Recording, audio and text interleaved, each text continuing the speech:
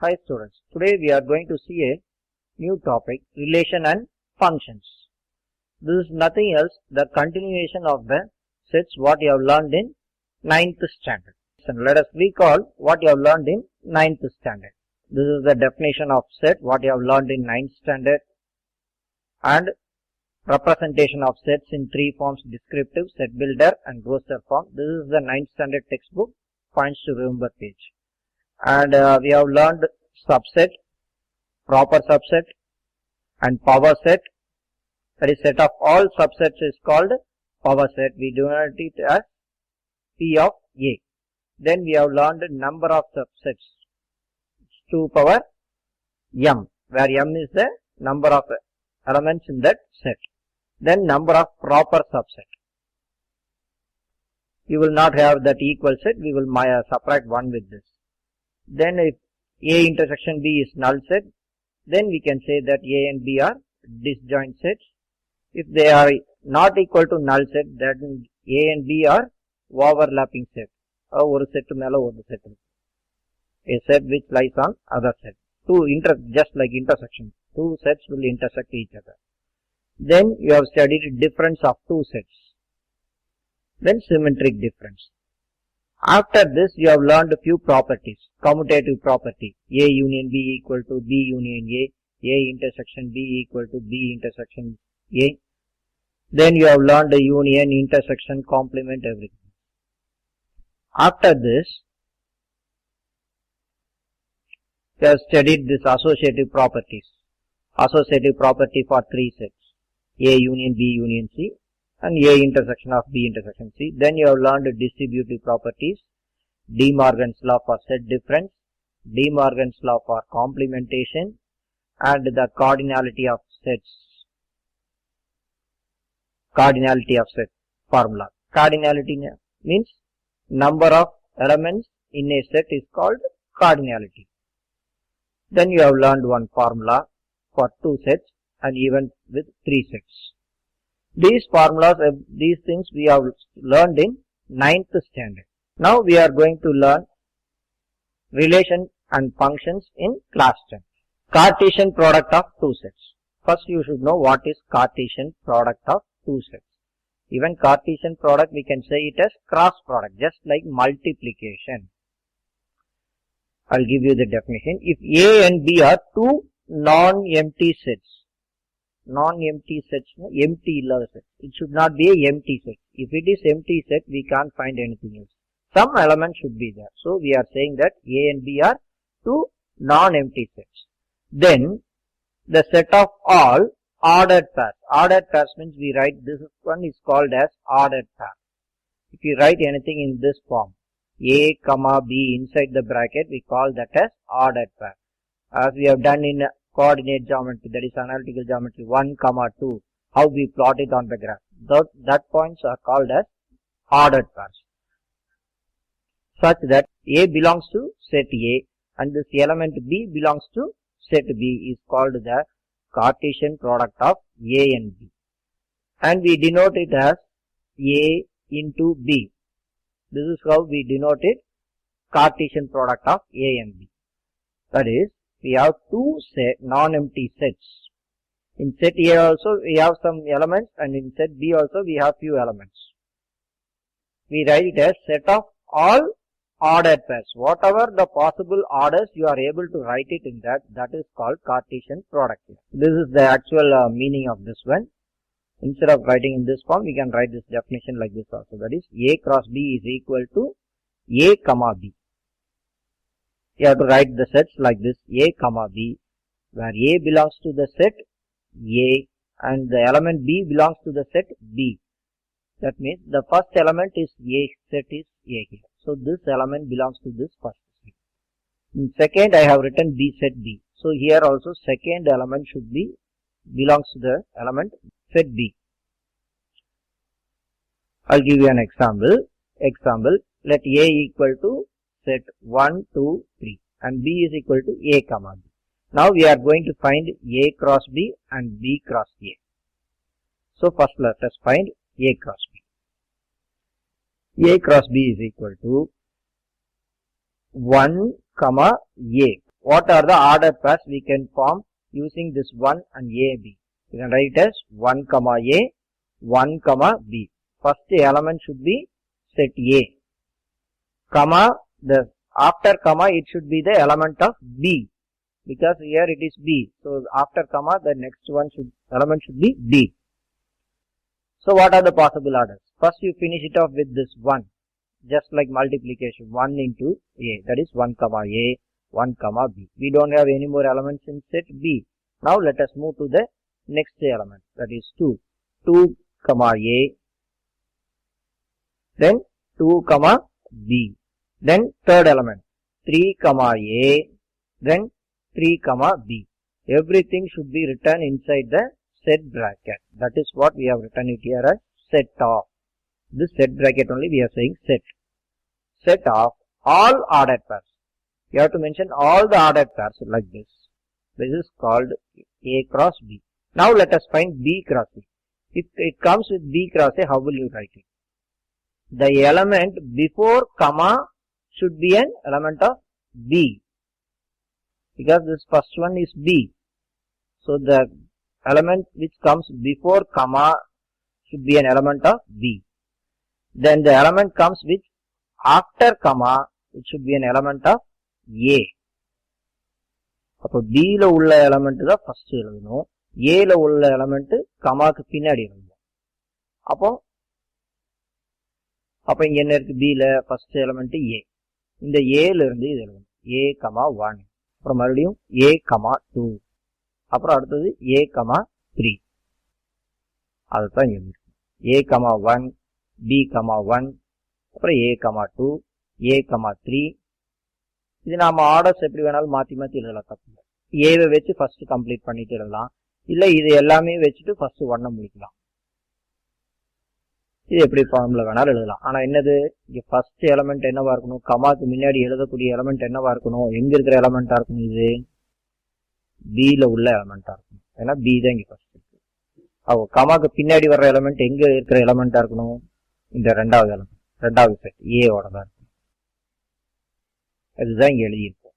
A cross B is equal to A, B. ஏங்கிறது first செட்டோட element, கமாக்கு பின்னாடி வர்றது இந்த ரெண்டாவது செட்டோட எலமெண்ட். அடுத்தது இத கிராஃபிக் எல்லாம் கொடுத்திருக்கேன். we have drawn the graph of this one.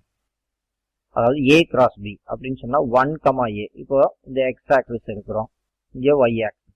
இந்த x axisல 1, 2, 3 இப்படி இருக்கிறேன். 1, 2, 3. இது செட் A. இந்த y axisல வந்து செட் B ல உள்ள elements. I am taking all the elements of set B. B ல என்ன எலமெண்ட் எல்லாம் இருக்கு? இங்க இந்த क्वेश्चन பிரகாரம் A வும் B வும் இருக்கு. அதத்தான் இங்க A, அடுத்தது B ன்னு. இப்போ இத பிளாட் பண்ணா கிராஃப்ல ஃபர்ஸ்ட் ஒன் என்ன? A cross B ல ஃபர்ஸ்ட் ஆர்டர் பேர் இஸ் 1, A. சோ இந்த பாயிண்ட் 1, A. அடுத்த பாயிண்ட் என்னது? 1, B. அதுவும் பிளாட் பண்ணி. அப்புறம் 2, A. பிளாட் பண்ணி. 2, B. அப்புறம் 3, A. அப்புறம் 3, B. இத பிளாட் பண்ணி எல்லாம் ஜாயின் பண்ணா உங்களுக்கு ஒரு ரெக்டாங்கிள் ஷேப் கிடைக்கும். அதே மாதிரி B cross A. B cross A அப்படிங்கும்போது B வந்து x axisலயும் A வந்து y axis. Always we take this first set as x axis and the second set along y axis. அப்ப இதெல்லாம் பிளாட் பண்ணி வரையும் போது நம்மளுக்கு கண்டிப்பா ஒரு ரெக்டாங்குலர் ஷேப் டயகிராம்ஸ் கிடைக்கும். This is for your reference only. We are not going to draw this graph for the problems in the exercise. இது புக்ல உங்களுக்கு கொடுத்திருக்கனால இது ஒரு எக்ஸ்பிளனேஷனுக்கு நான் உங்களுக்கு கொடுத்திருக்கேன். இதுக்கு அடுத்தது நாம என்ன பார்க்க போறோம்னா நோட். இந்த நோட் நம்பர் 1 இதுல என்ன சொல்லிருக்காங்கன்னா A cross B is set of all possible ordered pairs between the elements A and B. A க்கு B க்கு இடையில வரக்கூடிய எலிமெண்ட்ஸ் தான். ஆனா என்னவா இருக்கும்? ஃபர்ஸ்ட் கோஆர்டினேட், அந்த x கோஆர்டினேட் எலிமெண்ட் என்னவா இருக்கும்? First coordinate is an element of A. A ல உள்ளதுதான் ஃபர்ஸ்ட் எலிமெண்டா இருக்கும். கமாக்கு பின்னாடி உள்ளது B ல உள்ள எலிமெண்ட், அத செகண்ட் கோஆர்டினேட் சொல்லிருக்கோம். அதாவது y coordinate is an element of B. இத ஃபர்ஸ்டே நான் உங்களுக்கு எக்ஸ்பிளைன் பண்ணிட்டேன். இதே மாதிரி B cross A என்னவா இருக்கும்? B cross A ன்னு எழுதணும்னா என்ன இருக்கும்? ஃபர்ஸ்ட் எலிமெண்ட் வந்து ஃபர்ஸ்ட் கோஆர்டினேட் வந்து எங்க இருக்கும்? B எலிமெண்டா இருக்கும். செகண்ட் கோஆர்டினேட் எலிமெண்ட் வந்து A ல இருக்கிறதா இருக்கும். இந்த கோஆர்டினேட்னு சொல்றது எது சொல்றோம்னு மென்ஷன் பண்றோம்னா இந்த காமாக்கு முன்னாடி வர்றது ஒரு ஃபர்ஸ்ட் கோஆர்டினேட், இந்த காமாக்கு பின்னாடி வர்றது செகண்ட் கோஆர்டினேட் அப்படின்னு சொல்றோம். அடுத்தது the next note is if A is equal to B, அதாவது ரெண்டுமே ஒரே எலமெண்ட். அப்ப A, B யும் B, A வும் ஒண்ணுதானே, it's same. A, B is equal to B, A. For example ரெண்டுலயுமே 2 இருக்கு, செட் A லயும் 2 இருக்கு. Set A also set A contains 2 and set B also contains 2. இது ரெண்டுலயுமே என்ன இருக்கு, எலமெண்ட் ஒரே மாதிரி இருக்கு. இப்போ இதை A cross B எழுதுனா என்ன வரும்? So A cross B will be equal to 2, 2. இதே B cross A எழுதுனாலும் என்ன வரும்? இதே 2, 2 தானே வரும். அப்போ ரெண்டுமே ஈக்குவலா இருந்தால், ரெண்டு எலிமெண்ட்டுமே ஈக்குவலாவே இருந்துச்சுன்னா அப்போ நம்ம மாத்தி எழுதினாலும் interchange it, the same values, if they are same means there won't be any change in the order pair. Note number 4. This Cartesian product is also referred as cross product. I said at the beginning the other name of Cartesian product is cross product. Then point number 5. In general, A cross B will never be equal to B cross. நாம முன்னாடி பார்த்தோமே ஒரு example, அது ரெண்டு ஒரே மாதிரி வந்துச்சா, அதை காமிக்கிறவங்களுக்கு பாருங்க. இது நாம பார்த்த எக்ஸாம்பிள் A cross B. இந்த இதுவும் ஒரே மாதிரியாவா இருக்கு? இல்ல. இது 1, A, இது A, 1. இது ரெண்டுமே வேற வேற பாயிண்ட் தானே. ஃபார் எக்ஸாம்பிள் 1, 3, அதை 3, 1 பிளாட் பண்ண முடியுமா? ரெண்டு ஒரே பாயிண்டாவா வரும்? 1, 3 இங்கே வரும், 3, 1ங்கிறது இங்க வரும். அது ரெண்டு வேற பாயிண்ட் தானே. So A cross B will never be equal to B cross A. A cross B not equal to B cross A தான், ஈக்குவலா வராது. ஆனா பட் அதோட cardinality of A cross B will be equal to cardinality of B cross A. இதுல ஒரு 6 order பேர் எழுதுனா இதுலயும் கண்டிப்பா 6 ஆர்டர் பேர் வந்திருக்கும். அது ரெண்டும் ஈக்குவலா இருக்கலாம், ஆனா அந்த ஆர்டர்ஸ் ஈக்குவலா இருக்காது. தென் point number 6. A cross B is equal to null set, empty set சொல்லுவோம்ல, சிம்பிள் ஃபார் empty set, ஒண்ணுமே இல்லை. அப்ப என்னவா இருக்கலாம்? ஒன்னு ஏல எந்த எலமெண்ட் இருக்காது, இல்லைன்னா B ல எதுவுமே இருக்காது. அந்த மாதிரி இருந்தா மட்டும்தான் A cross B null set கிடைக்கும். ஏல மட்டும் 1 இருக்கு, B ல எதுவுமே இல்லை, எப்படி கிராஸ் ப்ராடக்ட் போட முடியாது. அப்போ A cross B null setனா A null செட்டா இருக்கணும், இல்லைன்னா B null செட்டா இருக்கணும். வேற எந்த பாசிபிலிட்டிஸும் இல்லை. Note number 7. இப்போ cardinality of A cross B is equal to cardinality of A into cardinality of B. அதாவது A cross B ல இப்போ 6 ஆர்டர் பேர் வந்திருக்கு A cross B ல. அப்ப 6 ஆர்டர் பேர் எப்படி கிடைச்சிருக்குன்னா, ஏல 2 எலமெண்ட்டும் B ல 3 எலமெண்ட்டும் இருந்திருக்கலாம். அப்ப 6 ஆர்டர் பேர்ஸ் வரும். இப்ப நான் அந்த எக்ஸாம்பிளே காமிக்கிறேன். ஃபர்ஸ்ட் பார்த்தா இந்த எக்ஸாம்பிளுக்கு போகும். இதே எக்ஸாம்பிள்ல பாருங்க. இந்த எக்ஸாம்பிள்ல எத்தனை கவுண்ட் பண்ணுங்க, 1, 2, 3, 4, 5, 6 6 ஆர்டர் பேர்ஸ் வந்திருக்கா. இப்போ அப்ப ஏல எவ்வளவு இருந்திருக்கு? 3 எலமெண்ட் இருக்கு. இதுல எவ்வளவு இருந்தது? 2. அப்போ 3 into 2, 6. இதுதான் இங்க எழுதுறோம். அப்போ இதோட கார்டினாலிட்டியும் இதோட கார்டினாலிட்டியும் மல்டிப்ளை பண்ணா நம்மளுக்கு A cross B யோட கார்டினாலிட்டி கிடைக்கும். இதே தான் B cross K வரும். 3 into 2க்கு பதில் 2 into 3 போட போறோம். அதனாலதான் ஃபர்ஸ்ட் இதுலயே அதுக்கு முன்னாடி நோட்லயே என்ன சொன்னேன் நான், இங்க இது கார்டினாலிட்டி ஈக்குவலா இருக்கும், செட்டு தான் வேற இருக்கும் இல்லையா. இது ஒரு ஃபார்முலாவாகவும் கூட நம்மளுக்கு கேட்கறதுக்கு வாய்ப்பு இருக்கு. அப்ப இதோட நம்பர் ஆஃப் எலிமெண்ட்ஸ், இதோட நம்பர் ஆஃப் எலிமெண்ட்ஸ் கொடுத்துட்டு இதோட நம்பர் ஆஃப் கிராஸ் ப்ராடக்ட்ஸ் கேட்பாங்க, பாசிபிள் கிராஸ் ப்ராடக்ட்ஸ். சரி, அடுத்தது இப்போ இல்லஸ்ட்ரேஷன் 3. இப்போ இன்னொரு எக்ஸாம்பிள். ஒரு எக்ஸாம்பிளுக்கு ஒரு செட் A எடுக்கிறேன். செட் ஏல என்ன எடுக்கிறேன்னா, let A be the set of numbers in the interval ஒரு 3, 5 and B is the set of numbers in the interval 2, 3. அதாவது இந்த மாதிரி A equal to 1, 2, 3 செட் பிராக்கெட்ல கொடுப்பாங்க. ஏங்கிற செட்டு வந்து என்னவா இருக்கும், 3க்கும் 5க்கும் இடையில இருக்கக்கூடிய எல்லா நம்பர்.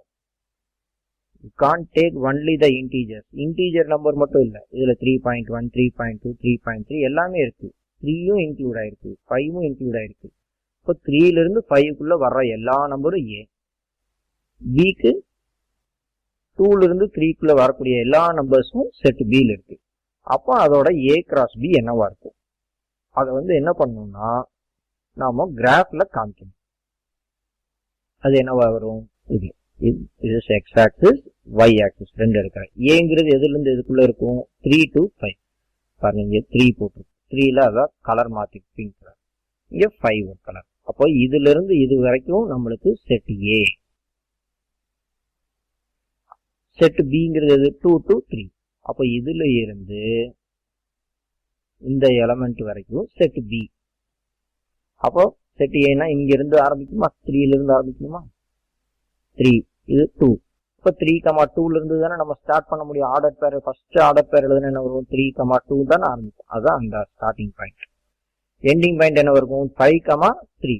ஏ தானே ஃபர்ஸ்ட், 5,3. இந்த கார்டீசியன் ப்ராடக்ட் எழுதும் போது லாஸ்ட் எலமெண்ட் 5 இருக்கும், இதுல லாஸ்ட் எலமெண்ட் 3 இருக்கும். அப்போ 5,3ல முடியும். அப்போ இந்த ஸ்டார்டிங்ல இருக்கும், இது இப்படியே 5 வரைக்கும் போகலாம். இந்த ஹைட் இதுக்கு மேல தாண்டக்கூடாது 3க்கு மேல. அப்போ நம்மளுக்கு இது ஒரு ரெக்டாங்கிள் ஷேப் கிடைக்கும். Next one is distributive property of Cartesian product over union and intersection. First one வந்து A cross of B union C. இதுலயும் பாருங்க ரெண்டு ஆபரேஷன் இருக்கு, ஒன்னு கிராஸ் இன்னொன்னு யூனியன். ரெண்டு ஆபரேஷன்ஸ் இருக்கு டிஸ்ட்ரிபியூட்டிவ். இது மல்டிப்ளிகேஷன் மாதிரி, இப்படியே மல்டிப்ளை பண்ற மாதிரி ஏ கிராஸ் பி. இந்த யூனியன் வந்து அப்படியே as it is. Then அடுத்த next multiplication is A cross C. இதுதான் இங்க. அடுத்தது என்ன வரும், A cross B, A cross B. இந்த இன்டர்செக்ஷன் அடுத்தது என்ன, ஏவும் இது ஏ இன்டூ ஏவும் சி மல்டிப்ளை ஆகுமா, அதான் A into C. This is called distributive property, the distributive property. அடுத்தது next one is Cartesian product of 3 sets. நம்ம இது வரைக்கும் 2 செட்டுக்கான Cartesian products cross product into A cross B பார்த்தோம். இப்போ போடுறது 3 செட்டுக்கு வரலாம். 3 செட்டு வச்சு நம்மளுக்கு சம்ஸ் பெருசா இல்லை, இதான இன்ட்ரோடக்ஷன் மட்டும் இருக்கு தெரிஞ்சுக்கலாம். அப்போ 3 செட் இருக்கு, ஏ பி சி.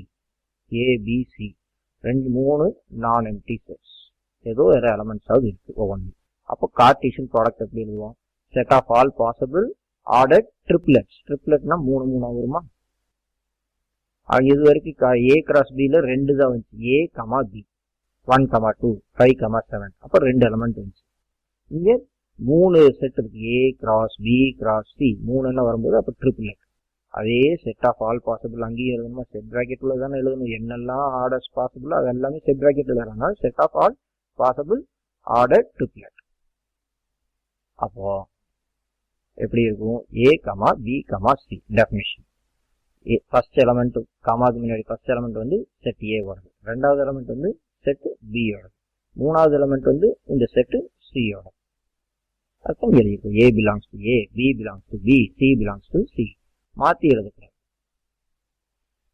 அப்போ இதை நாம கிராஃப்ல பிளாட் பண்ணா என்ன ஷேப் கிடைக்கும், அந்த கார்டீசியன் ப்ராடக்ட் 2 செட்ஸ் பிளாட் பண்ணும்போது ரெக்டாங்கிள் ஷேப் கிடைச்சிச்சா. இப்போ இதை நாம பிளாட் பண்ணா இது ஒரு கியூப் கிடைக்கும். போன வருஷம் படிச்சோம்ல கியூபாய்டு, ஒரு கியூப் ஷேப் கிடைக்கலாம். சம்டைம்ஸ் கியூபாய்டும் கிடைக்கலாம். இது 3 டைமென்ஷனல் ஃபிகர், அது 2 டைமென்ஷனல் ஃபிகர். அது கிராஃப்ல XY ஆக்சிஸ்ல பிளாட் பண்ணும். இது XY ஆக்சிஸ்ல போட முடியும். இது ஆனா 3 dimension. You have X, Y and Z axis. Last year I have explained you. அப்போ in general Cartesian product of 2 non-empty sets provides a shape in 2 dimensional. அது 2 dimensional வரையக்கூடியது. இப்போ நான் சொன்னேன் Cartesian product of 3 non-empty sets provide an object in 3 dimensions. இது 3 dimensional. இது போக ஒரு example கொடுத்துருக்கு, அதையும் நான் உங்களுக்கு காமிக்கிறேன். இது பேஜ் நம்பர் 5ல இருக்கு. உங்க 10th ஸ்டாண்டர்ட் டெக்ஸ்ட் புக்ல பேஜ் நம்பர் 5ல இருக்கு. அதாவது ஏங்கிற ஒரு செட், பிங்கிற ஒரு செட், சிங்கிற ஒரு செட், இந்த மாதிரி எலமெண்ட்ஸ் இருக்கு. 0,1, 0,1. First we will find A cross B. இந்த மாதிரி 4 செட் வந்துருமா. அதுக்கப்புறம் என்ன பண்றோம், இதை XY பிளேன்ல இந்த மாதிரி பிளாட் பண்ண முடியும். நம்ம பிளாட் பண்ணலாம் 0, 0, 1, 0, 1, 1, 0, இது 2 டைமென்ஷனல். ஏன்னா 2 செட். இது 3 set. Third set cross C. அப்போ இந்த செட் அப்படியே எழுதுறோம், கிராஸ் சியோடது எழுதுறோம். இப்போ இதுக்கு கிராஸ் பண்ணும். அப்போ 0, 0 ஃபர்ஸ்ட் ஒன் வந்து இது கூட மல்டிப்ளை ஆகும் 0, 0, 0. அப்புறம் இந்த 0, 0 வந்து இது கூட அடுத்த எலிமெண்ட் கூட மல்டிப்ளை பண்றோம் 0, 0, 1. இது முன்னாடி எழுதக்கூடாது, ஏன்னா சிங்கிறது நம்மளுக்கு கடைசியில வர்ற செட் எலமெண்ட் இல்லையா, செட். அப்போ அந்த எலமெண்ட் எல்லாம் கடைசியா தான் வரணும், அதான் கடைசியில் எழுதிப்போம். அப்போ அடுத்தது எதையும் மல்டிப்ளை பண்ண என்ன வரும், ரெண்டாவது இது ரெண்டையும் மல்டிப்ளை பண்ணுவோமா. இப்போ இது மல்டிப்ளை பண்ணா 0, 1, 0, அப்புறம் 0, 1, 1, 0, 1, 0, அப்புறம் 0, 1, 1. அடுத்தது இது ஒரு மல்டிப்ளை பண்ணுவோமா, அப்படியே ஒவ்வொன்றா மல்டிப்ளை பண்ணி எல்லாத்தையும். இப்போ இது எல்லாத்தையுமே நம்ம இந்த கிராஃப்ல பிளாட் பண்றோம். அப்போ இது வந்து 3 ஆக்சிஸ் இருக்குமா, இது எக்ஸ் ஆக்சிஸ், இது ஒய் ஆக்சிஸ், இது Z axis. So we have 3 axes here. So x axis, y axis, Z axis. இது எப்படி இருக்கும்னா இது ஒரு 3 டைமென்ஷன். அப்போ இந்த பக்கமும் x dash இந்த பக்கம் ஒன்று போயிருக்கும், இதுக்கு கீழே Z axis போயிருக்கும், இந்த பக்கம் இது எப்படி Z dash போகும், ஒரு பிளஸ் அதுக்கு இடையில ஹரிசாண்டல்ல ஒன்று. இப்போ இது எல்லாத்தையும் நம்ம பிளாட் பண்ணி ஷேப் வரைஞ்சா இது உங்களுக்கு ஒரு கியூப் ஷேப் கிடைக்கும். இது ஏன் கியூப் அப்படின்னா இது எல்லாமே ஒரே மாதிரி இருக்கணும். இது ஒருவேளை 2 3 ஒவ்வொன்றிலி வெவ்வேறு இருந்துச்சுன்னா நம்மளுக்கு கியூப் கிடைக்காது, கியூபாய்டு கிடைக்கும். ஸோ 3 செட்ஸை வச்சு நம்ம எப்போ வரைஞ்சாலுமே அது என்னவா இருக்கலாம், கியூப் ஆர் கியூபாய்டு தான், mostly cuboid. So next we will discuss the exercise problems.